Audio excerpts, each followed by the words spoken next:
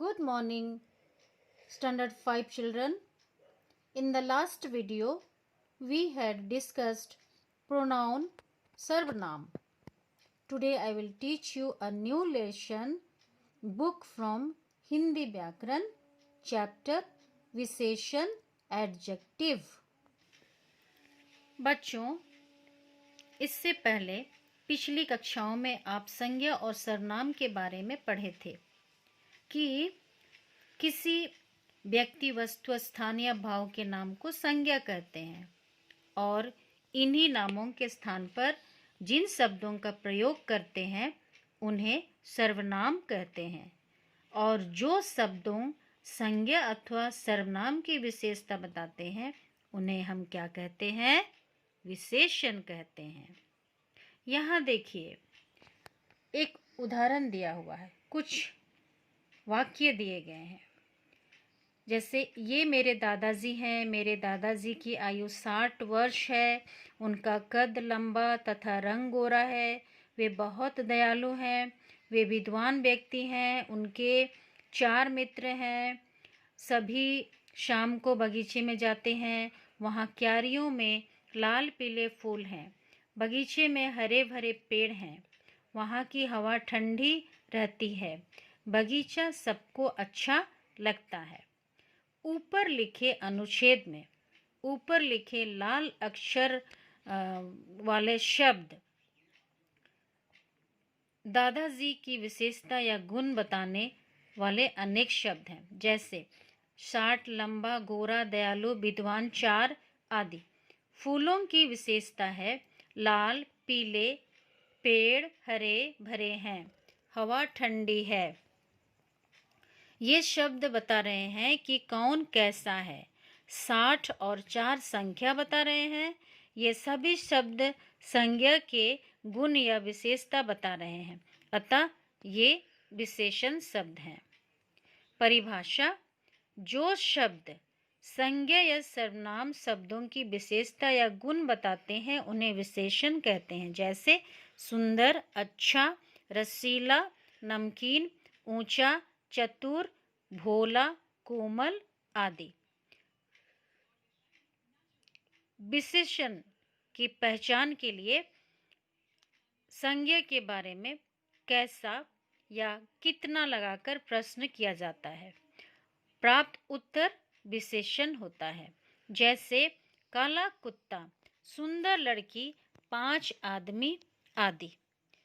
कैसा कुत्ता? प्रश्न करने से उत्तर मिला काला। कैसी लड़की? कहने से उत्तर मिला सुंदर। कितने आदमी? कहने से मिला 5।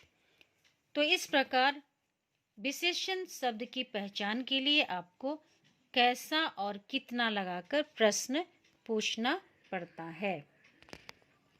विशेष्य: जिन शब्दों संज्ञा या सर्वनाम की विशेषता बताई जाती है उसे विशेष्य कहते हैं। जैसे काली गाय, काली विशेषण है और गाय विशेष्य है। हरा पेड़, हरा विशेषण है और पेड़ विशेष्य है, क्योंकि यहाँ संज्ञा और सर्वनाम की विशेषता बताई जा रही है, और जिसकी विशेषता बताई जाए, जिन शब्दों की विशेषता बताई जाती है वे विशेष्य हैं। विशेषण के भेद: विशेषण के 4 भेद होते हैं। पहला गुणवाचक विशेषण, दूसरा संख्यावाचक विशेषण, तीसरा परिमाणवाचक विशेषण और चौथा है सर्वनामिक विशेषण। इस प्रकार बच्चों, जो शब्द संज्ञा या सर्वनाम शब्दों की विशेषता या गुण बताते हैं या संज्ञा सर्वनाम शब्दों की विशेषता बताने वाले शब्द विशेषण कहलाते हैं। जैसे सुंदर, अच्छा, रसीला, नमकीन, ऊंचा, चतुर, भोला, कोमल आदि। विशेषण शब्द पहचानने के लिए आपने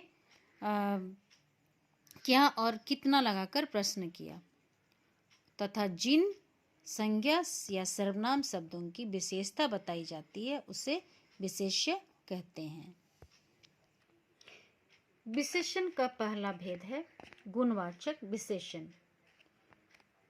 यहाँ यह मोटा लड़का है। बगीचे में सुंदर फूल हैं। संज्ञा या सर्वनाम शब्दों के गुण, रूप, रंग, आकार, अवस्था आदि का बोध कराने वाले शब्द गुणवाचक विशेषण कहलाते हैं। उपरोक्त वाक्यों में मोटा शब्द लड़का का तथा सुंदर शब्द फूल का गुण है, अतः ये शब्द गुणवाचक विशेषण है। कुछ अन्य गुणवाचक विशेषण शब्द इस प्रकार हैं। गुण जैसे चतुर, मूर्ख, कोमल, कुशल, चंचल, वाचाल, भोला। रूप गोरा, सुंदर, अच्छा, भद्दा, कुरूप। रंग नीला, काला, लाल, सफ़ेद, गुलाबी, गोरा।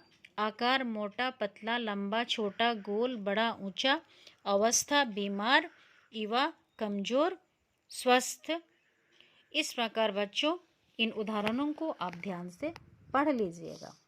दूसरा भेद है संख्यावाचक विशेषण।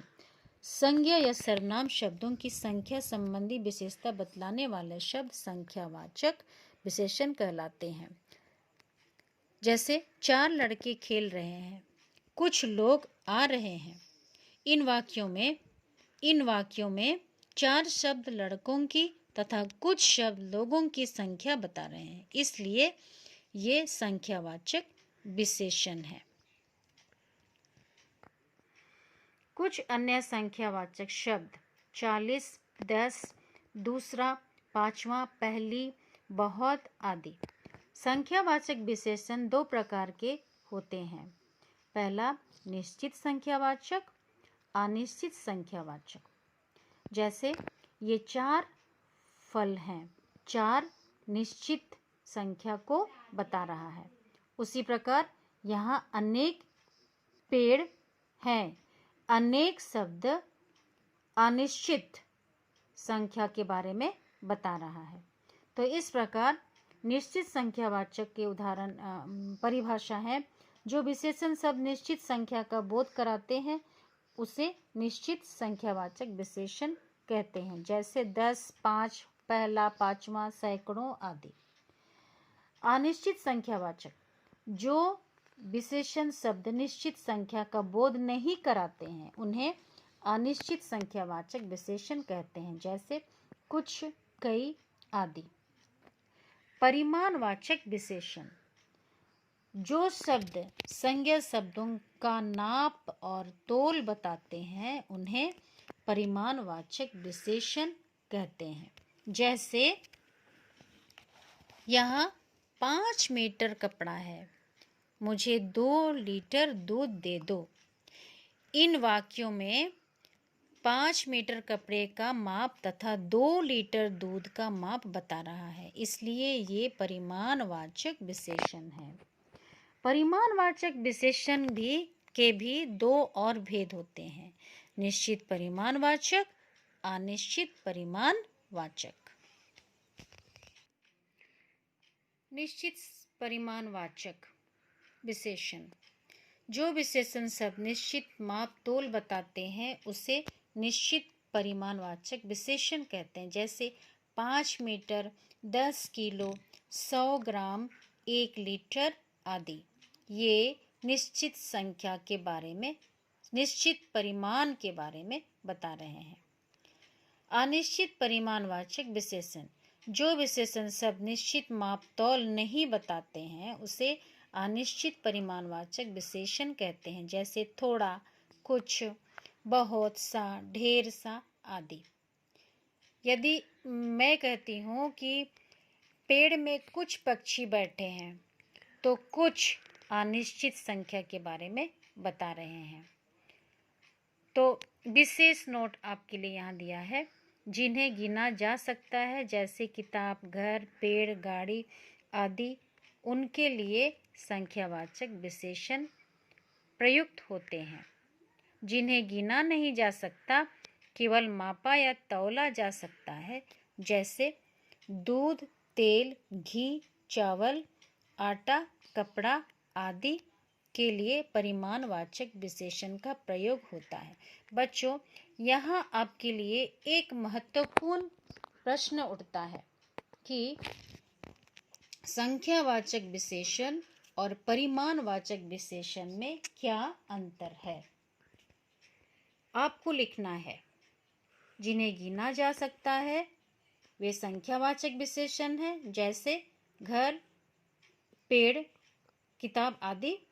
और जिन्हें गिना नहीं जा सकता, केवल मापा या तौला जा सकता है, उसे परिमाणवाचक विशेषण कहते हैं, जैसे दूध, तेल, घी, चावल, बालू, आटा, कपड़ा आदि। तो आइए हम आगे बढ़ते हैं। सर्वनामिक विशेषण। यहाँ उदाहरण दिए गए हैं। यह बिल्ली काली है, यह लड़का जा रहा है। तो जो सर्वनाम शब्द संज्ञा से पहले लगकर उसकी विशेषता बताते हैं, उन्हें सर्वनामिक विशेषण कहते हैं। इस उदाहरण को देखिए। यह सर्वनाम है, बिल्ली संज्ञा शब्द है। यहाँ देखिए, लड़का संज्ञा शब्द है और वह सर्वनाम शब्द है। तो ये दोनों सर्वनाम शब्द संज्ञा शब्दों के पहले जुड़कर इसकी विशेषता को बतलाते हैं, तो ये सर्वनामिक विशेषण बन जाते हैं। इस प्रकार ऊपर के वाक्यों में यह और वह शब्द बिल्ली और लड़के की विशेषता बता रहे हैं, इसलिए ये सर्वनामिक विशेषण है। इसे हम संकेतवाचक विशेषण भी कहते हैं। किसे? सर्वनामिक विशेषण को संकेतवाचक विशेषण भी कहते हैं।